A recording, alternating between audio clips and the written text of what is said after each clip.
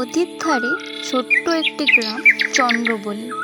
সে গ্রামে একা থাকতেন এক বৃদ্ধা নারী। তার নাম ছিল জলপদ্মী। সবাই তাকে পদ্মীমাসি বলে ডাকত। স্বামী মারা গেছে বহু বছর আগে, সন্তান হয়নি, আপন বলতে কেউ ছিল না। কিন্তু পদ্মীমাসি কখনো ভেঙে পড়েনি। তিনি বলতেন, জীবন থেমে থাকে না, জীবনে তো সুখ দুঃখ আসতেই থাকে। তিনি প্রতিদিন সকালে নদীর ধারে গিয়ে ফুল টুকিয়ে আনত এবং সেই ফুলগুলো দিয়ে মালা বানাতো।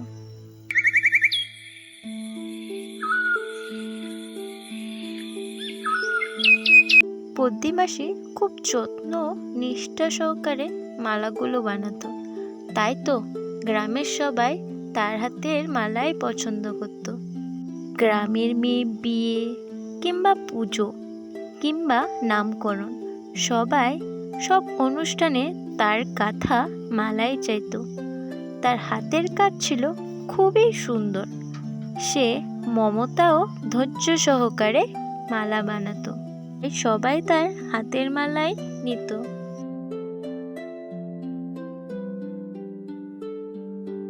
একদিন সকালে সে নদীর ধারে গিয়ে দেখে একটি ছেলে নদীর ধারে বসে আছে। পদ্মীমাসি তাকে জিজ্ঞাসা করলো, কে তুমি? এখানে কি করছো? আগে তো তোমাকে এখানে দেখিনি। তোমার মা বাবা বা কোথায়? এখানে কেন বসে আছো? আমি শুভ, আমার কেউ নেই। জানি না ভগবান আমাকে এতটুকু কেন দিয়েছে। অনেক দিন আগেই আমার মা বাবা মারা গিয়েছে। আমি এখন অনাথ। জানি না আমার কি হবে। আমি সত্যিই কিছু জানি না। আরে তুমি চিন্তা করো না, আজ থেকে তুমি আমার সাথেই থাকবে। চলো আমার ঘরে। আর মনে রেখো, যার কেউ নেই তার ভগবান আছে।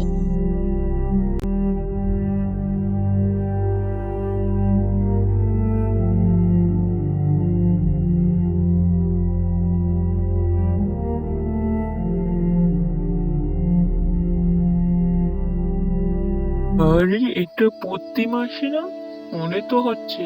হ্যাঁ, এটা তো পদ্মীমাসি। ও পদ্মীমাসি, মাসি এই ছেলেটিকে এর আগে তো তোমার সাথে দেখিনি। এ কি নতুন? তোমার কি কেউ লাগে নাকি এই ছেলেটা? কোথায় থেকে এসেছে সে? আগে তো কখনো এই গ্রামে দেখিনি। আগে কি করে দেখবে তুমি? আমি দেখিনি কখনো। ও নদীর ধারে বসেছিল, নিজেকে একা বলছিল, তাই আমার সাথে নিয়ে যাচ্ছি। আজ থেকে ও আমার সাথেই থাকবে। তা তুমি ঠিকই করেছো। তোমার তো কেউ নেই, সে গেলে তোমার একজন সাহারা হবে। দুজনে থাকো, ভালোই থাকবে। ওর তো কেউ নেই বলছে, তোমারও তো কেউ নেই। আজ থেকে সে তোমার সাথে থাকবে, এটা ভালোই হবে। এই যে শুভ, আমি এখানে থাকি। আজ থেকে তুমিও এখানে থাকবে আমার সাথে।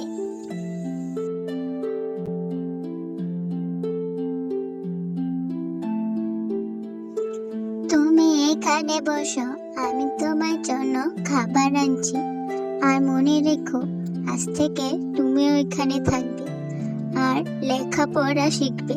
লেখাপড়া শিখে মস্ত মানুষ হবে, এটাই আমি চাই।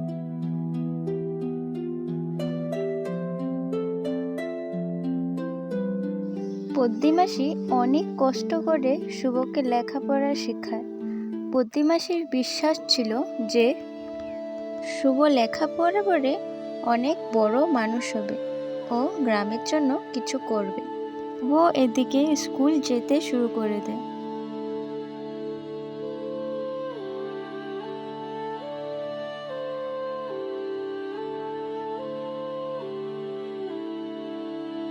বেশ কিছুদিন পর আরে তোমরা শুনেছো, শুভ এবার স্কুলে প্রথম হয়েছে। এটা আমাদের গ্রামের জন্য খুবই গর্বের কথা। হ্যাঁ, ঠিকই বলছো। প্রতি মাসে অনেক কষ্ট করে শুভকে লেখাপড়া শেখাচ্ছে, আর এটা তো খুব গর্বের বিষয়। হ্যাঁ, ঠিকই।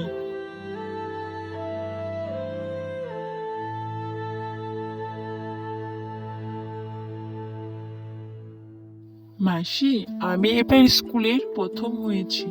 তার সাথে সাথে এই স্কুলও আমার পড়াশোনা শেষ হয়ে গিয়েছে। যদি আমি আরো পড়াশোনা করতে চাই তাহলে আমাকে শহরে যেতে হবে। তাতে কি হয়েছে, যাবে তুমি শহরে। আমার ইচ্ছে তুমি শহরে গিয়ে শিক্ষক হয়ে আসো। আর তার সাথে সাথে তুমি এই গ্রামের জন্য কিছু করো।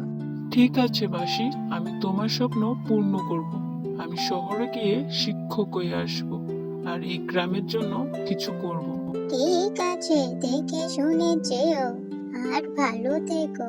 দুকা দুকা। তারপরে তিনি শুভ শহরে যাওয়ার জন্য রওনা হয়। কয়েক বছর পর শুভ শহরে গিয়ে লেখাপড়া শিখে শিক্ষক হয়ে গ্রামে ফিরে আসে।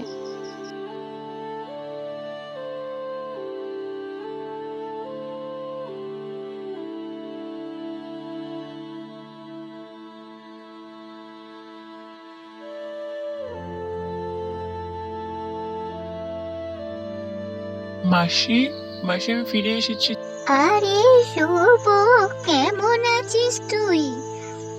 এখন তো খুব বড় হয়ে গিয়েছিস তুই। তোকে এইভাবে শিক্ষক হিসাবে দেখতে আমার খুব ভালো লাগছে। হ্যাঁ মাসি, আমি ফিরে এসেছি। তোমাকে আর কষ্ট করতে হবে না। আর আমার এটা বলতে দ্বিধা হচ্ছে না যে আমি আজকে যা হয়েছি এক মহিষী নারীর জন্য, সেটা তুমি প্রতিমাসী। হ্যাঁ, আমরাও প্রতিমাসীকে নিয়ে খুব গর্বিত। তার সাথে এটাও শিখেছি, জীবনে আপন হারা মানুষও অন্যকে আপন করে তুলতে পারে। ভালোবাসা, যত্ন আর সাহসে জীবন নতুন করে গড়ে তুলে।